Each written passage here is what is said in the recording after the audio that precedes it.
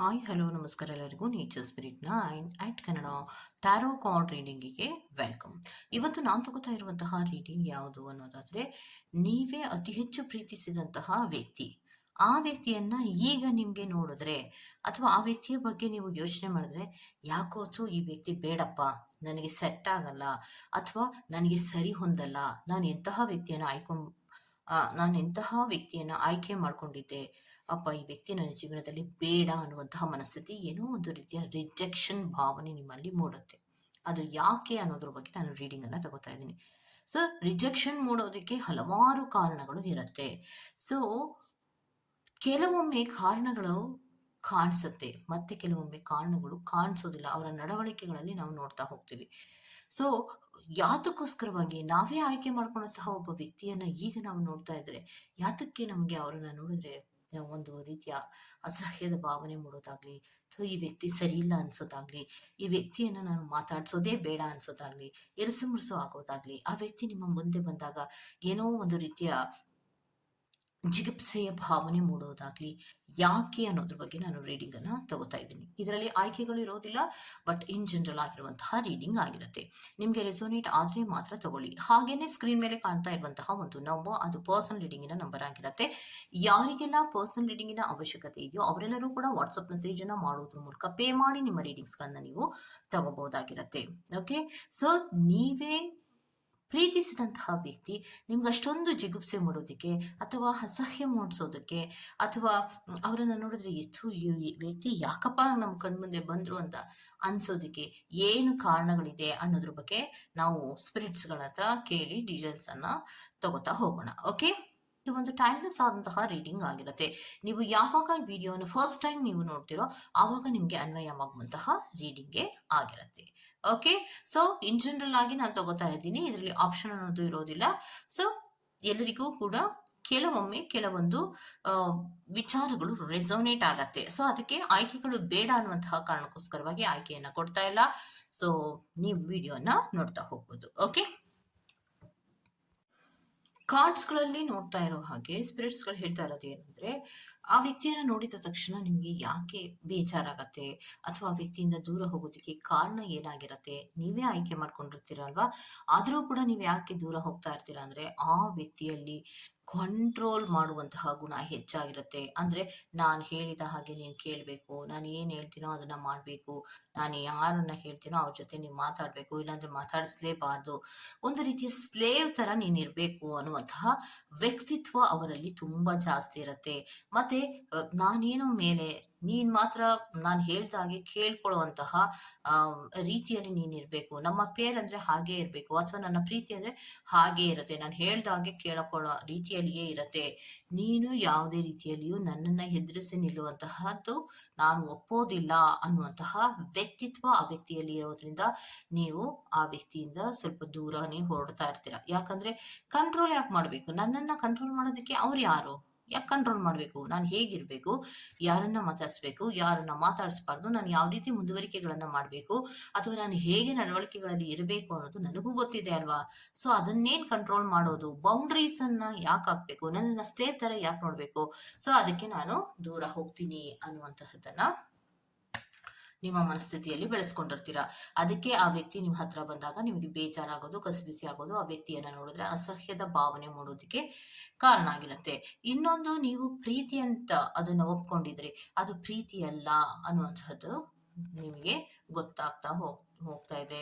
So ಅದು ಪ್ರೀತಿ ಅಲ್ಲ ಅನ್ನೋದಾದ್ರೆ, ಆ ಪ್ರೀತಿಯನ್ನು ಅಲ್ಲ ಅನ್ನೋದಾದ್ರೆ ಏನು ಅಂದ್ರೆ, ಆ ವ್ಯಕ್ತಿಯಲ್ಲಿ ರಿಯಲ್ ಆದಂತಹ ಪ್ರೀತಿಯನ್ನ ಕೊಡುವಂತಹ ಮನಸ್ಥಿತಿ ಅವರಿಗೆ ಇರೋದಿಲ್ಲ. ಮತ್ತೆ ಒಂದು ಕಮಿಟೆಡ್ ಆದಂತಹ ಲವ್ ಏನೋ ಅಲ್ಲ, ಒಂದು ಇನ್ಫ್ಯಾಕ್ಚುಯೇಷನ್ ರೀತಿಯಲ್ಲಿ ಈ ಪ್ರೀತಿ ಇದೆ. ಅದಕ್ಕೋಸ್ಕರವಾಗಿ ನಾನು ಆ ವ್ಯಕ್ತಿಯನ್ನ ನಾನೇ ಪ್ರೀತಿಸಿದ್ರು ಕೂಡ ಈಗ ನಾನು ದೂರ ತಳ್ತಾ ಇದ್ದೀನಿ ಅನ್ನೋದನ್ನ ಹೇಳ್ತಾ ಇದ್ದಾರೆ. ಮತ್ತೆ ಕೆಲವೊಬ್ಬರಿಗೆ ರೀಸನ್ ಏನಾಗಿರತ್ತೆ ಅನ್ನೋದಾದ್ರೆ, ಮುಗ್ದೋಗಿರುವಂತಹ ವಿಚಾರಗಳಿಗೆ ನಾನು ಪದೇ ಪದೇ ಪದೇ ಪದೇ ಆ ವ್ಯಕ್ತಿ ನನ್ನ ಮುಂದೆ ಬರೋದ್ರಿಂದ ಪ್ರಯೋಜನ ಏನಿದೆ, ನೆನಪುಗಳು ಕಾಡತ್ತೆ. ಸೊ ಅದಕ್ಕೋಸ್ಕರವಾಗಿ ಆ ವ್ಯಕ್ತಿ ನನ್ನ ಮುಂದೆ ಬರೋದೇ ಬೇಡ ಅನ್ನುವಂತಹ ಮನಸ್ಥಿತಿಗಳಲ್ಲಿ ಇರ್ತೀರ. ಯೂನಿವರ್ಸಿನಲ್ಲಿ ಕೆಲವೊಬ್ಬರಿಗೆ ಏನ್ ಮಾಡ್ತಿರ್ತಾರೆ ಅನ್ನೋದಾದ್ರೆ, ಒಂದು ರೀತಿಯಲ್ಲಿ ಹೊಸ ಅಟ್ರಾಕ್ಷನ್ಸಿನ ಕಡೆಗೆ ಬಹಳ ಬೇಗ ಮರುಳಾಗಿ ಹೋಗುವಂತಹ ವ್ಯಕ್ತಿತ್ವ ನಿಮ್ಮ ಪರ್ಸನ್‌ಗಳಿಗಿದೆ. ಅದು ನಿಮ್ಗೆ ಇಷ್ಟ ಆಗೋದಿಲ್ಲ. ಇವತ್ತು ನೀವು ಚೆನ್ನಾಗಿ ಕಾಣಿಸಿದ್ರೆ ನಿಮ್ಮ ಹತ್ರ ಬಂದು ಮಾತಾಡ್ತಾರೆ. ಮತ್ತೋರ್ವ ವ್ಯಕ್ತಿ ಚೆನ್ನಾಗಿ ಕಾಣಿಸಿದ್ರೆ ಅವ್ರ ಹತ್ರ ಹೋಗ್ತಾರೆ, ನೀವು ಬೇಡ ಅಂತ ಹೇಳ್ತಾರೆ. ಇಂತಹ ವ್ಯಕ್ತಿತ್ವಗಳನ್ನ ಇರುವಂತಹ ವ್ಯಕ್ತಿಯನ್ನ ನಾನು ಪ್ರೀತಿಸ್ಬೇಕಾ? ಒಂದು ಕಡೆ ಒಂದು ಸ್ಟ್ಯಾಂಡ್ ಆಗಿ ಇಲ್ಲದೆ ಇರುವಂತಹ, ಒಂದು ಕಮಿಟೆಡ್ ಆದಂತಹ ಪ್ರೀತಿಯನ್ನ ಕೊಡದೇ ಇರುವಂತಹ ವ್ಯಕ್ತಿಯನ್ನ ನಾನು ಪ್ರೀತಿಸೋದ್ರಿಂದ ಏನು ಪ್ರಯೋಜನ ಅನ್ನುವಂತಹ ಮನಸ್ಥಿತಿಗಳು ನಿಮ್ಮಲ್ಲಿ ಖಂಡಿತವಾಗಿಯೂ ಇರುತ್ತೆ. ಅದಕ್ಕೆ ಆ ವ್ಯಕ್ತಿಯನ್ನ ನೋಡಿದ್ರೆ ನಿಮ್ಗೆ ಈಗ ಅಸಹ್ಯದ ಭಾವನೆ ಮೂಡೋದಕ್ಕೆ ಕಾರಣ ಆಗಿರುತ್ತೆ. ಮತ್ತೆ ನೀವು ಪ್ರೀತಿಸ್ತಾ ಇರುವಂತಹ ವ್ಯಕ್ತಿ ಡೆವಿಲ್ ಕ್ಯಾರೆಕ್ಟರ್‌ನ ವ್ಯಕ್ತಿ ಆಗಿರ್ತಾರೆ. ಅಂದ್ರೆ ಅವರ ಅವಶ್ಯಕತೆಗಳಿಗೆ ನಿಮ್ಮನ್ನ ಬಳಸಿಕೊಳ್ಳುವಂತಹ ಗುಣ ನಿಮ್ಮ ಪ್ರೀತಿಯ ವ್ಯಕ್ತಿಗೆ ಇರೋದ್ರಿಂದ, ಆ ವ್ಯಕ್ತಿಯಲ್ಲಿ ಯೋಚನೆಗಳೆಲ್ಲವೂ ಕೂಡ ನೆಗೆಟಿವ್ ಆದಂತಹ ರೀತಿಯಲ್ಲಿ ಇರುತ್ತೆ. ನೀವೆಷ್ಟೇ ಜೆನ್ಯೂನ್ ಆದಂತಹ ಪ್ರೀತಿಯನ್ನ ತೋರಿಸ್ತಾ ಇದ್ರೂನು, ಎಷ್ಟೇ ಕಾಳಜಿಯನ್ನ ತೋರಿಸ್ತಾ ಇದ್ರೂನು, ಅವರೆಲ್ಲ ಕಷ್ಟಗಳಿಗೆ ನೀವು ಸ್ಪಂದಿಸ್ತಾ ಇದ್ರೂನು, ಫೈನಾನ್ಷಿಯಲ್ ಆಗಿ ಹೆಲ್ಪ್ ಮಾಡ್ತಾ ಇದ್ರೂನು ಕೂಡ ಈ ವ್ಯಕ್ತಿ ಮಾತ್ರ ಒಂದು ಪಾಸಿಟಿವ್ ಆಲೋಚನೆಗಳಲ್ಲಾಗ್ಲಿ ಅಥವಾ ಪಾಸಿಟಿವ್ ಮೂವ್‌ಗಳಲ್ಲಾಗ್ಲಿ ಇರೋದಿಲ್ಲ. ತುಂಬಾ ಡ್ರಾಮಾವನ್ನ ಮಾಡುವಂತಹ ವ್ಯಕ್ತಿ ನಿಮ್ಮ ಪರ್ಸನ್ ಆಗಿರ್ತಾರೆ. ಅದಕ್ಕೆ ಎಷ್ಟೋ ವಿಚಾರಗಳಲ್ಲಿ ಅವರು ಸಿಕ್ಕಾಕೊಂಡಿರ್ತಾರೆ. ಫಾರ್ ಎಕ್ಸಾಂಪಲ್, ನಿಮ್ಮನ್ನ ಪ್ರೀತಿಸ್ತೀನಿ ಪ್ರೀತಿಸ್ತೀನಿ ಅಂತ ಬಾಯಿ ಮಾತಲ್ಲಿ ಹೇಳಿ ಮತ್ತೋರ್ವ ವ್ಯಕ್ತಿಯ ಜೊತೆಯಲ್ಲಿ ಪ್ರೀತಿ ಮತ್ತು ಪ್ರಣಯದ ಕೆಲವು ವಿಚಾರಗಳಿಗೆ ಸಂಬಂಧಪಟ್ಟಂತೆ ಮೂಮೆಂಟ್ಸ್ ಗಳನ್ನ ತಗೊಳ್ಳುವಂತಹ ಸಾಧ್ಯತೆಗಳು ಹೆಚ್ಚಾಗಿರುತ್ತೆ. ಅದು ನಿಮಗೆ ಇಂಡೈರೆಕ್ಟ್ ಆಗಿಯೋ ಅಥವಾ ಡೈರೆಕ್ಟ್ ಆಗಿಯೋ ನಿಮ್ಮ ಗಮನಕ್ಕೆ ಬಂದಿರುತ್ತೆ. ಓ, ಈ ವ್ಯಕ್ತಿ ಸರಿ ಇಲ್ಲ ಅನ್ನೋದು ನಿಮಗೆ ಸ್ಪಷ್ಟವಾದಂತಹ ಗಮನಗಳಿಗೆ ಬಂದಿರತ್ತೆ. ಆ ಕಾರಣಗಳಿಗೋಸ್ಕರವಾಗಿ ನೀವು ಆ ವ್ಯಕ್ತಿ ನೋಡಿದ ತಕ್ಷಣವೇ ನಿಮ್ಗೆ ಅಸಹ್ಯ ಮೂಡುವಂಥದ್ದು. ಮತ್ತೆ ಇನ್ನೊಂದೇನಂದ್ರೆ ಎಂಜಾಯ್ಮೆಂಟಿನ ಕಡೆಗೆ ಗಮನವನ್ನ ಕೊಡ್ತಾರೆ ಹೊರತು ಒಂದು ಸೀರಿಯಸ್ನೆಸ್ ಅನ್ನೋದು ಇರೋದಿಲ್ಲ. ತುಂಬಾ ಚೈಲ್ಡಿಶ್ ಬಿಹೇವಿಯರ್ ಅನ್ನ ರೆಪ್ರೆಸೆಂಟ್ ಮಾಡ್ತಾ ಇದೆ. ಟ್ರಯಾಂಗಲ್ ಲವ್ ಸ್ಟೋರಿಯನ್ನ ರೆಪ್ರೆಸೆಂಟ್ ಮಾಡ್ತಾ ಇದೆ. ನಿಮ್ಮ ಜೊತೆಯೂ ಇರ್ತಾರೆ, ಇನ್ನೋರ್ವ ವ್ಯಕ್ತಿಯ ಜೊತೆಯಲ್ಲಿಯೂ ಇರ್ತಾರೆ. ನೀವು ಬಯಸಿದಂತಹ ಪ್ರೀತಿ ನಿಮ್ಗೆ ಸಿಗದೆ ಒದ್ದಾಡ್ತಾ ಇರ್ತೀರ. ಎಷ್ಟೋ ಬಾರಿ ನಿಮ್ಮ ಪ್ರೀತಿಯ ವ್ಯಕ್ತಿ ಹಲವಾರು ಬಾರಿ ಸುಳ್ಳುಗಳನ್ನ ಹೇಳ್ತಾರೆ. ಎಷ್ಟು ಸುಳ್ಳುಗಳನ್ನ ಹೇಳ್ತಾರೆ ಅಂದ್ರೆ, ಅವ್ರು ಹೇಳ್ತಾ ಇರೋದು ಸುಳ್ಳು ಅಂತ ನಿಮ್ಮ ಗಮನಕ್ಕೆ ಬಂದ್ರೂ ಕೂಡ, ಸುಳ್ಳು ಹೇಳ್ತಾ ಇದೆಯಾ ಅಲ್ವಾ, ಯಾಕೆ ಮತ್ತೆ ಸುಳ್ಳು ಅಂತ ನನಗೆ ಗೊತ್ತಾಗ್ತಾ ಇದೆ ಆದ್ರೂ ಕೂಡ ಹೇಳ್ತಾ ಇದೆಯಲ್ಲ ಅಂದ್ರೆ, ಆ ವ್ಯಕ್ತಿ ಅದನ್ನ ಗಮನಿಸೋದೇ ಇಲ್ಲ. ಗಮನಿಸಿದ್ರು ಕೂಡ ಕೇರ್ ಮಾಡೋದಿಲ್ಲ. ಇಂತಹ ವ್ಯಕ್ತಿತ್ವ ಇರುವಂತಹ ವ್ಯಕ್ತಿಯನ್ನ ನಾನು ಪ್ರೀತಿಸೋದ್ರಿಂದ ಏನು ಪ್ರಯೋಜನ ಇದೆ ಅನ್ನುವಂತಹ ಅಸಹ್ಯದ ಭಾವನೆ ಆಗ್ಲಿ ಅಥವಾ ನೆಗ್ಲೆಕ್ಟಿನ ಭಾವನೆ ಇರ್ಬೋದು ಅಥವಾ ರಿಜೆಕ್ಷನ್ ಮಾಡ್ತಾ ಇರೋದಕ್ಕೆ ಕಾರಣ ಆಗಿದೆ. ಹೌದು, ನಾನು ಪ್ರೀತಿಸಿದ್ದೆ. ಏನನ್ನ ಪ್ರೀತಿಸಿದ್ದೆ, ನನಗೆ ಏನ್ ಬೇಕು ಅಂತ ನಾನು ಬಯಸಿದ್ದೆ, ಅದು ನನಗೆ ಸಿಗ್ತಾ ಇರ್ಲಿಲ್ಲ ಅನ್ನೋದನ್ನ ನೀವು ಹೇಳ್ತಾ ಇದ್ರ.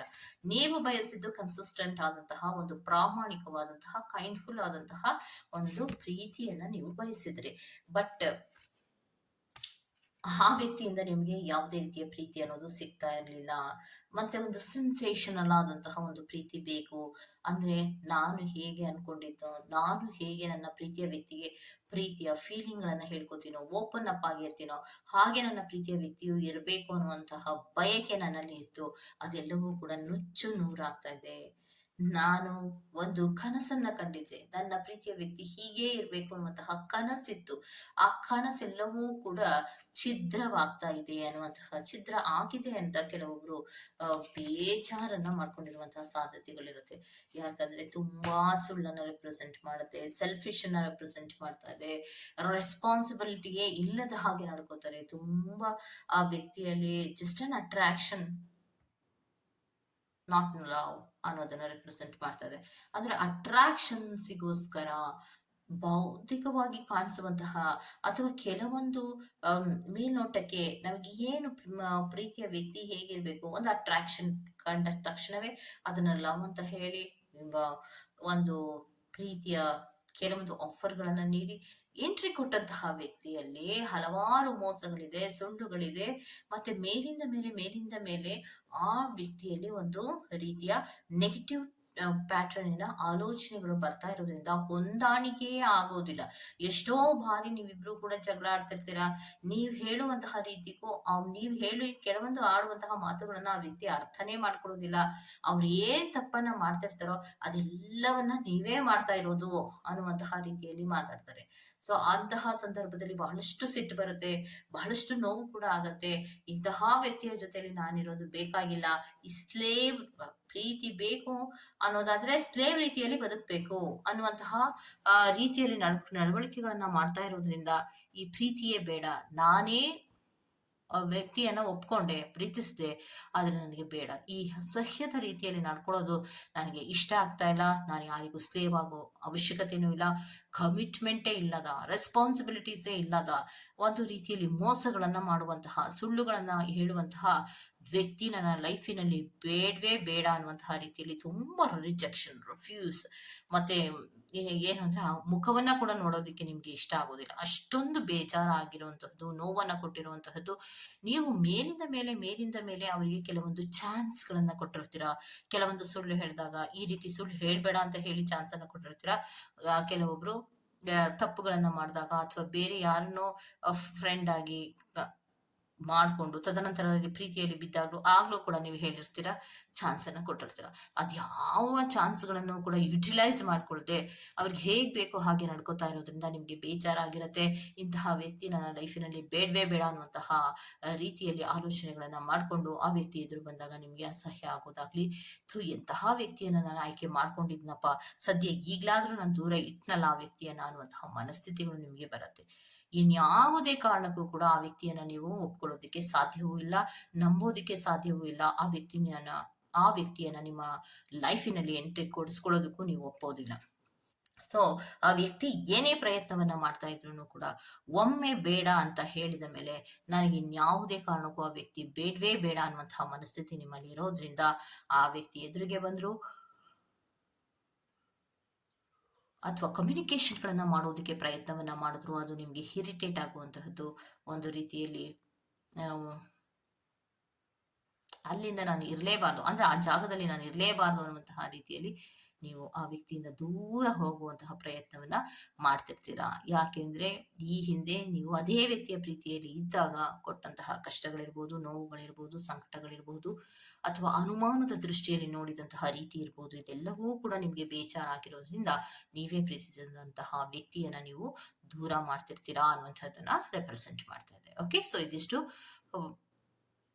ಇವತ್ತಿನ ರೀಡಿಂಗ್ ಆಗಿರುತ್ತೆ. ಈ ತರಹದ ರೀಡಿಂಗ್ ನಿಮ್ಗೆ ಇಷ್ಟ ಆಗಿದ್ರೆ ದಯವಿಟ್ಟು ಸಬ್ಸ್ಕ್ರೈಬ್ ಮಾಡಿ, ಪಕ್ಕದಲ್ಲಿರುವಂತಹ ಬೆಲ್ ಐಕಾನ್ ಅನ್ನ ಪ್ರೆಸ್ ಮಾಡಿ. ನಾನು ನಿಮ್ಮನ್ನ ಮತ್ತೊಂದು ರೀಡಿಂಗ್ ಗಳಲ್ಲಿ ಸಿಗ್ತೀನಿ ಅಂತ ಹೇಳ್ತಾ, ಅಲ್ಲಿವರೆಗೂ ಟೇಕ್ ಕೇರ್, ಬಾಯ್.